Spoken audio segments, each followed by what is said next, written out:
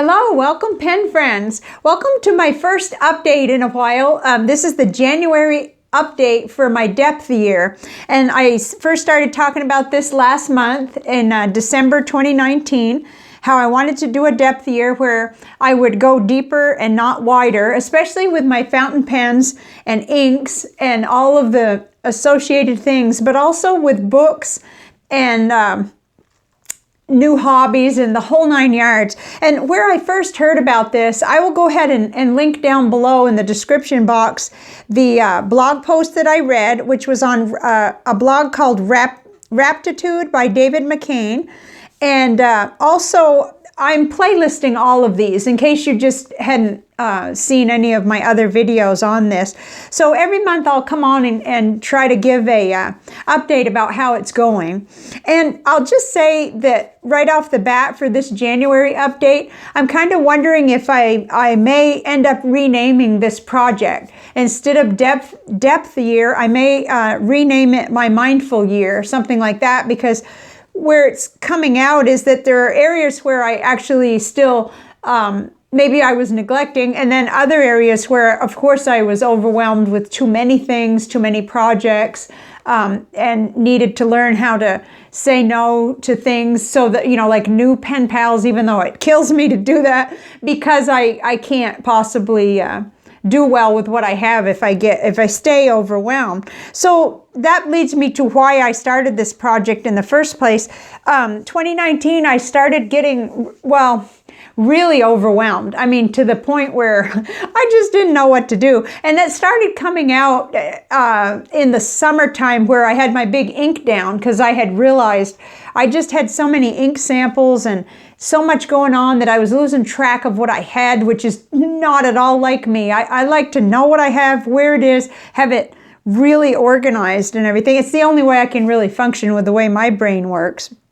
So I found myself, after 3 years in back in the fountain pen hobby, that I'd bought too many pens and quite a bit of ink. And even though I have been a reviewer and I am a reviewer, it was too much for me, that's all. I mean, it might be too little for someone else. So anyway, after feeling overwhelmed and feeling that I overspent, even though I had in place pen allowance and limits, and I'm not saying that I did any real damage, but I still wasn't comfortable with how much I was spending. Even when you factored in the fact that in February I started with the Google AdSense, so that has just been a wonderful thing to help me get things for the channel, tools and other things and even more ink. So I guess I should dive right into how I did this month. And we need to keep in mind that my main spirit for this project was not not simply to make it a no spend or a low spend. I thought I was going to need my water. It's not just about the money, but the money aspect of it is very, very important to me. But I just wanted to mention that before I really start.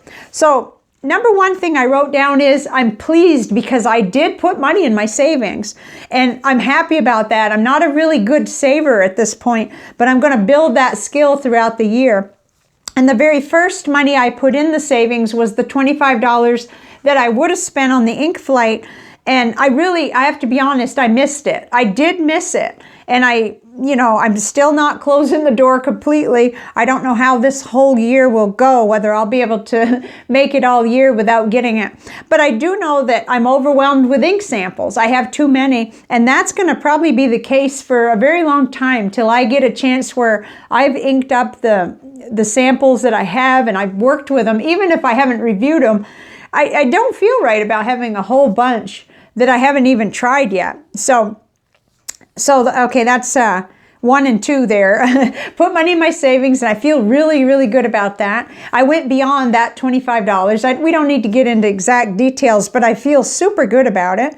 And I did stay unsubscribed so far to that ink subscription because I'm probably the last person on earth that needs 7 more new ink samples. But when I started seeing what they were, and I got to see them, I felt that disappointment, and it was Sailor inks, and oh boy, oh gee whiz. But I did also, point 3 here is I did dive a little deeply with a couple of my pens this month. The first one was the TWSBI Mini. I actually have torn it apart and done the greasing and put it back together, and it functions and it works good, and I've mentioned that already. But the other thing is that the Pilot Varsity that I've had a long time, this is a purple one, and it's meant to be a disposable pen more or less, but I used my tool that I had gotten. This is a section pliers that I'd gotten from Anderson Pens, and I pulled that right out, which was not easy, and that's the only reason why, because I was gonna pull it out, put it back in, and then, you know, do a video of it, but it's quite a pull for me anyway. And I mean, I had to hold it up close to myself and really, you know, pull, but I got it out, and I got the pen cleaned out, and I got Monteverde Purple Rain put in here. This is a purple one, and it's writing really, really good. I've been actually using it on this little, you know, sketchy notes in my process notebook about how January went for me with the depth year. So, but you know, putting it back in was iffy too, because it took a really strong, I had to hold it like this, and I had the pliers kind of like this, and I had to really press down on that. I almost asked my husband to come so that he could hold it and I could put it back in or something like that, but I ended up doing it myself, and it's writing real nice. So these are the kinds of things that I'd put off for a long, long time, and I want to be able to do. So I'm happy about that, and I'm going to keep a list of little things like that, because there's a lot more things like that I want to try. Okay, so my purchases in January, you know, what I spent in the pen hobby was not bad at all, because I actually was at the thrift store. That's what this is here for, by the way. And I got 4 of these Rhodia reverse books, and they were $1.44 each, so it ended up being under $6 for all this delicious paper here, which I've already started making some insert booklets that I like to make out of passport and pocket size. So $6, and I tried to separate it out because I had made a purchase, but it was in December with some of the AdSense money.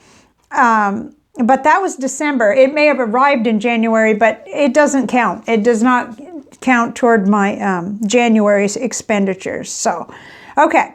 So then, so that was point number 4 there. I had low, at least I came out what I would consider low spend.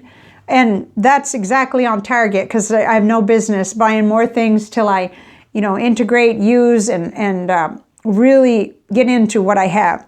So then number 5 point that I wrote down is there were a lot of temptations, and there still are. There are 3 specific pens, and I'm not even going to mention them, because then that might trigger you if you're doing this project too or something similar. But there are 3 that are, you know, haunting my dreams, you know, and on my wish list. And 1 hasn't come out yet, and 2 have. And I started to think about, well, how am I finding out about these things, right? And I would say usually it's Instagram or YouTube. Those are the only 2 places that I really hang out. And of course, I get a few newsletters, but I haven't been really opening promotional emails much this month, because this is kind of it's new, and I haven't strengthened my muscles yet real strong. So that's hovering out there, and I'm going to be writing about it in my decision journal. If you missed that video, I did a video on the 8 different journals that I do keep, 4 regular, 2 daily, and you know the rest are. But this decision journal is going to be vital, I think, for my depth year, my mindful year, whatever I end up, you know, calling it if I do rename it. That's going to help me, because even in something as small as, should I purchase X pen? And remember, I'm not going to go into detail about the 3 pens, because I don't want to send you off watching videos and and getting tempted. I know quite a few people who are actually watching this series are trying something similar. So anyway, I can write about it, and I can reason out, you know, why do I want to purchase it? Let's see, there were several things like, you know, why, what is the decision? Okay, so usually I hit this book once I have made a decision. And so but I'm going to do it opposite with any pen, paper, or ink decision. I'm actually going to journal about it first, and then down under outcome will be what I did decide, you know, and we'll see whether the thought process works, because it gives a place for expected outcome. How do I feel about this? So by the time I get through doing that, you know, I'll start with the pen that's most tempting to me, and I'll write about it. You know, why do I want it? What's my expected outcome? What's the purpose of the pen? How does it fit into my collection? How do I feel about it?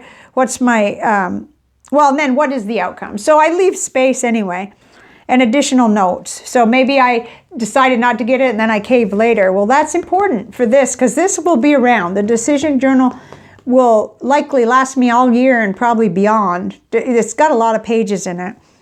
Okay, so that was number 5, because I'm not going to lie to you, there are a lot of temptations out there. Interestingly, I'm not tempted by ink right now. It's pens. So I don't, go figure, because I'm really an ink person and I have enough pens, and you know, I have really good nibs. I would not even mind, though, making an exception for a nib that was going to go on a specific pen where it's going to help me either review or it'll be a nib that I don't have, but that hasn't even come to mind. So, okay. Point number 6 that I've noticed this month is there is a huge increase in my mindfulness about what's going on.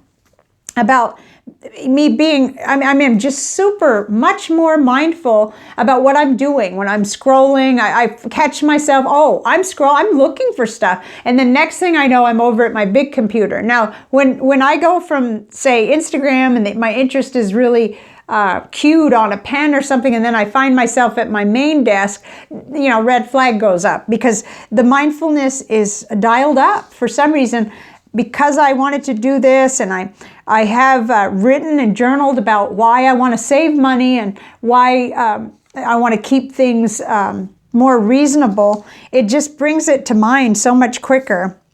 And I wrote down, not only am I much more mindful of what I'm looking at and thinking about and wanting or whatever, but I'm also aware of my overwhelming tendencies to want to add things to my life, not just pens and inks. That I certainly did enough of that last year, but in the book category, which is why I've got my books out here, because I thought maybe there's a little less emotion attached to the books. The pens and inks and pen pals and paper and notebooks, there's just a lot of identity, I think, wrapped up in that for me. So I thought I'd talk about my books. I think that's coming up next. Yeah, so I have this overwhelming tendency to want to add things like books and things and activities and so on. While yesterday's pens and inks and books and things can just sort of not get discarded, but be sitting there waiting, you know, waiting for a long time. So the last area, which may not be the last area, but the last thing I wrote down was that it's easier for me to kind of talk about the books, and that helps me translate it over to the fountain pen hobby better, I think. But really, I started this series. This is the Outlander series, and I'm in book 5, but I'm completely stalled right now because I ended up seeing a video that Oprah did on Instagram, there goes my neighbor's dog, about this book. Let's see, probably end up knocking everything down. That's okay. Whoops.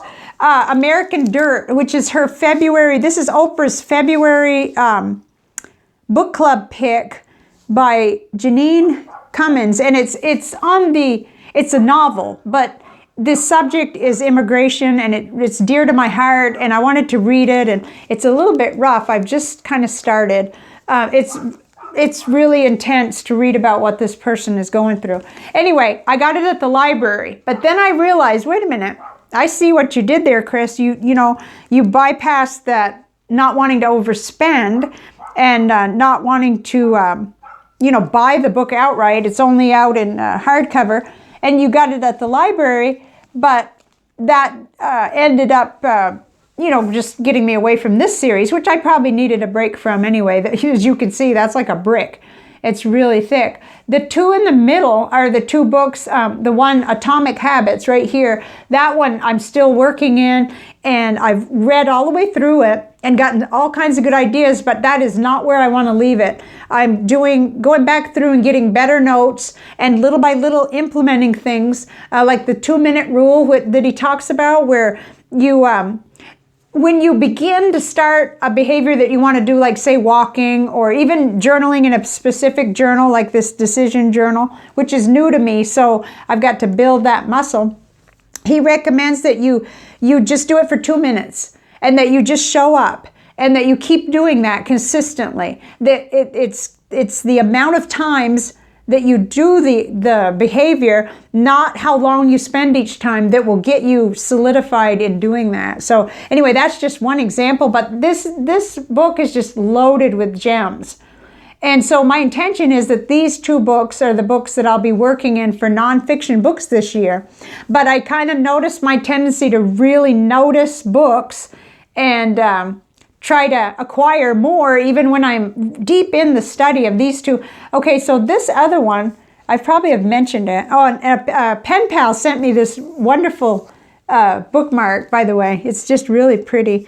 So it's real noticeable, and my cat tries to get after it. But this is called a handbook for new Stoics, and it's has 52 exercises or lessons, but you can apply them immediately. And so I think I'm on the 4th one, and I just intend to take that really slow.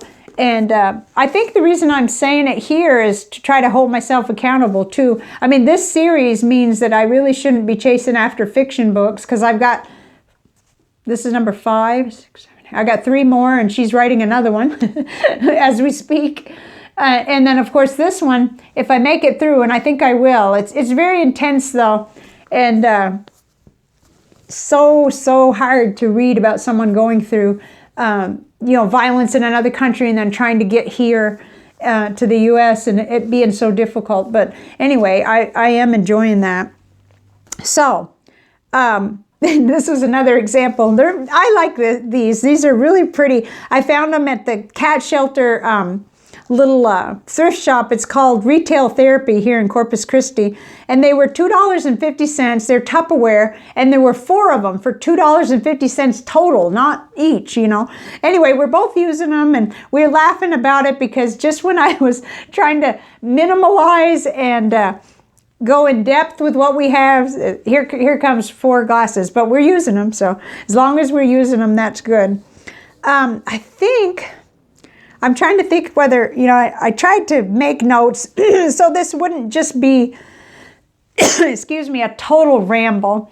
But I think sometimes in the rambling comes the best, I don't know, the unexpected things I say sometimes teach me more than anything, and may also do the same for you. I'm in my alternate setup here because of the kitty. The kitty is still quite wild. He's almost 6 months old. That's Coco, the little white one. And, well, I can give you an update on Willie. Willie is the 3-year-old orange tabby that we have. He had a kind of a rough week.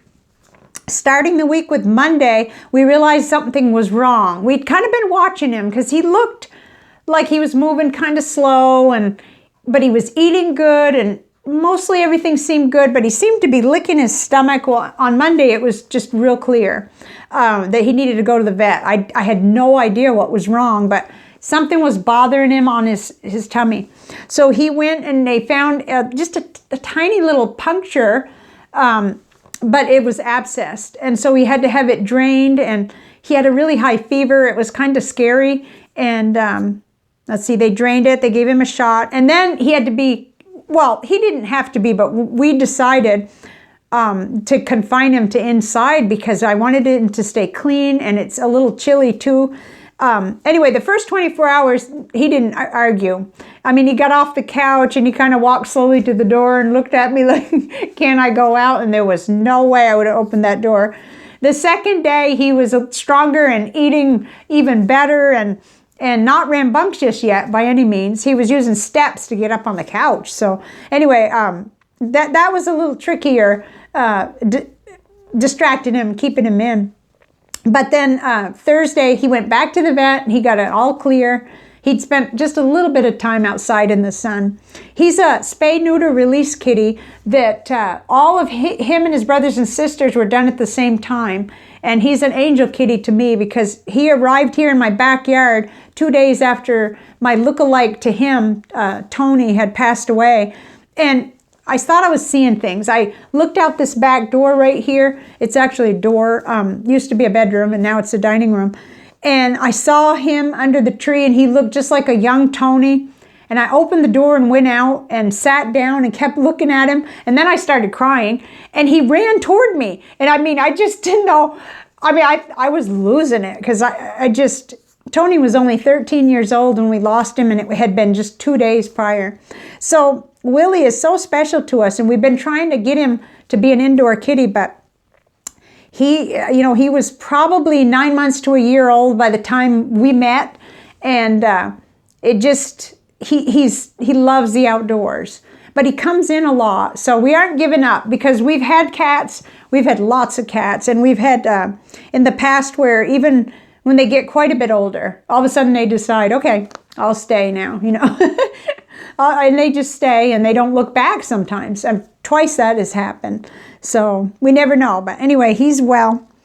And I think, since nothing else has really popped into my mind, I think that I have updated you on how my January went. I continue to think that maybe I should be calling it a mindful year rather than a depth year, because in some areas, I have everything and I can foreseeably, especially with pens, inks, notebooks, I can see just very, very specific and few and far between purchases. And I'm trying to deal with that number 5, temptations there, the 3 pens that are calling out to me. Actually, one of them has a nib on it that I already have several pens with the exact same nib, but it's a unique pen.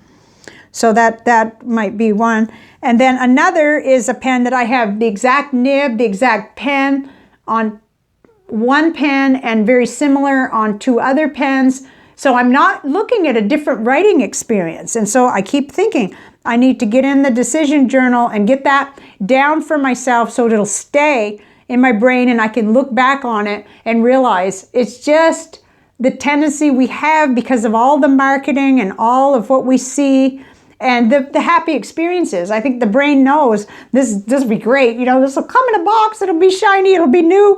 So what? I already have a broad nib with that pen body. Right? That's what happens, and it's so automatic and so quick. But the Atomic Habits is helping me so much to kind of reprogram that.